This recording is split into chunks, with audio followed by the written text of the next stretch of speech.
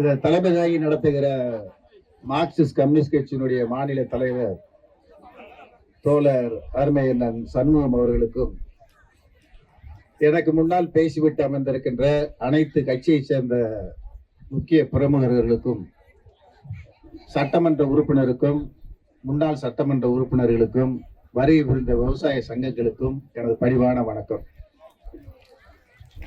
இந்த மாவட்ட ஆட்சித்தலைவர் அலுவலகம் 1996 வந்துச்சு. இன்னைக்கு 2026. 30 வருஷத்துல இவ்வளவு பெரிய கூட்டத்தை இந்த மாவட்ட ஆட்சித்தலைமை பார்த்திருக்காது. மிகப்பெரிய சாதனை. மக்கள்லாம் ஒற்றுமையா இருக்கன்றத, அனைத்து கட்சியும் ஒற்றுமையா இருக்கன்றத மாவட்ட ஆட்சித்தலைவருக்கும் காட்டியிருக்கோம். மாநிலத்தில் ஆண்டு கொண்டிருக்க அரசாங்கத்திற்கு நம்ம சொல்லியிருக்கோம். நம்மளுடைய நோக்கம் எல்லாம் ஆர்ப்பாட்டத்தை முடிச்சுட்டு வீட்டுக்கு போறது நோக்கம் அல்ல. ஆர்ப்பாட்டத்தின் மூலமாக நமக்கு நீதி கிடைக்க வேண்டும்.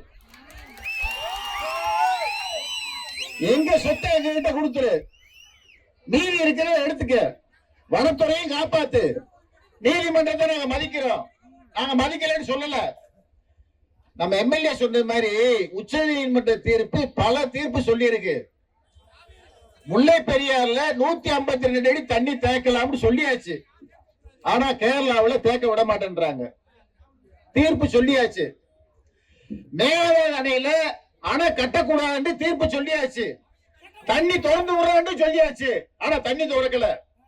இந்த தீர்ப்பை மட்டும் தீர்ப்பு சொன்ன உடனே நடவடிக்கை எடுத்தால் நிச்சயமாக நாங்கள் தொடர்ந்து போராட்டம் நடத்துவோம். நிக்காது. சீராய்வு மனு தமிழ்நாடு அரசு சார்பா தோழர் அண்ணன் சண்முகம் அவர்கள் முதலமைச்சரை பார்த்திருக்காரு. சீராய்வு மனு போடுங்க, போட்டு நிப்பாட்டுங்க. தனிப்பட்ட முறையில நாடாளுமன்ற உறுப்பினர் என்ற முறையில திமுகவுடைய தலைவர் தளபதி ஸ்டாலின் வேண்டுகோளுக்கு இன்னைக்கு பாராளுமன்றம் நடக்குது. மிகப்பெரிய ஆர்ப்பாட்டம் நடக்குது. நீங்க லீவு ஓட்டு வான்னு சொன்னதுனால இன்னைக்கு வந்துட்டு நான் டெல்லியில இருந்து வந்ததோடு இல்லாம வனத்துறை அமைச்சரை பார்த்து கோரிக்கை மனு கொடுத்தாங்க. வனத்துறை அமைச்சர் வருஷ நாட்டுக்கே வருவதாக சொல்லி இருக்கிறார். நிச்சயமாக வருவார். நல்ல முறையில் தீர்ப்பு கிடைக்கும்.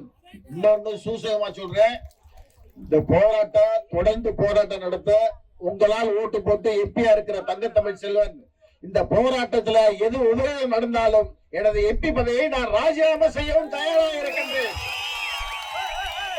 உங்களுக்காக போராட தொடர்ந்து நாங்கள் பாடுபடுவோம். அனைத்து கட்சியும் தயாராக இருக்கிறது என்பதை கூறி அனைத்து சிறப்பித்த விவசாய சங்கங்களுக்கு நன்றி.